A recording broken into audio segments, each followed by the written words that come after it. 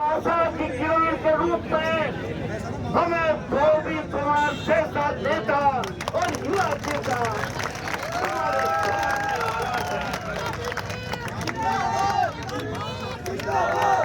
ऐसा लगता है कि हमारी जो इच्छा है कि इस राज्य को किस तरह से हम अपने युवाओं के हाथ में सौंपे, जिससे कि इसके अपूर्व संपदा, जो संपदा आपके पास है, शायद इस विश्व में किसी की पास हो।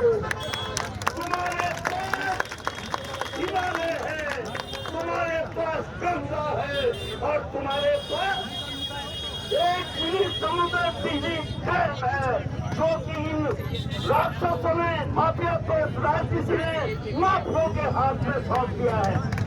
हम शुरू से चाहते थे कि इस राज्य के संसाधन हमारे युवाओं के हाथ में आए, लेकिन नहीं आ पाए।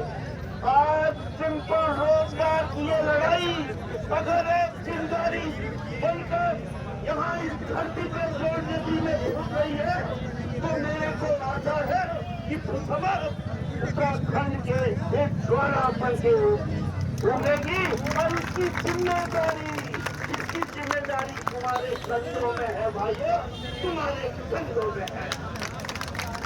मैंने देखा कि किस तरह से आंदोलन के हमारे युवा क्रांतिवीर रात यहाँ पे डटे रहे, बहुत कठिन।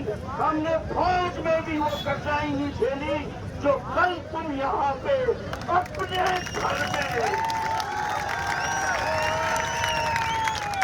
कितना अच्छा होता है। इस ट्रेन ग्राउंड में ये पूरे हम खुले ढंग से रहते, लेकिन इन बातों ने, इन मुद्दों ने ये ट्रेन ग्राउंड भी हमारे हाथ से छीन लिया है।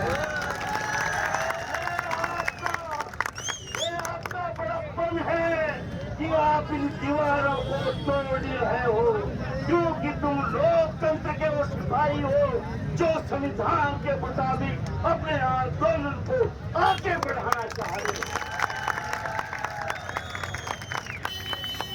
लेकिन सवाल खड़ा होता है कि माफिया पेश राजनीति को चुनौती देना क्या आसान है? ये सवाल खड़ा हो रहा है। आज कोने कोने से तुमको देख रहे हैं, ये यहाँ के लोग तुम्हें देख रहे हैं कि आज किस तरह से ये पांडव इस धरती पर अपना एक संगठन, अपनी एक सेना तैयार कर रहे हैं। इसलिए यहाँ पे माननीय पांकी जी जो 85 साल के हो गए, ये डीएम गिरी भी थे, कमिश्नर उत्तराखंड थे, डायरेक्टर जनरल टूरिज्म थे, और जब ये राज्य बना, इस राज्य का ब्लूप्रिंट बनाने वाले भी यही थे। और अगर ये व्यक्ति आ सकता है तो उन हरामजादों को क्या हुआ जिनको हमने चुना था?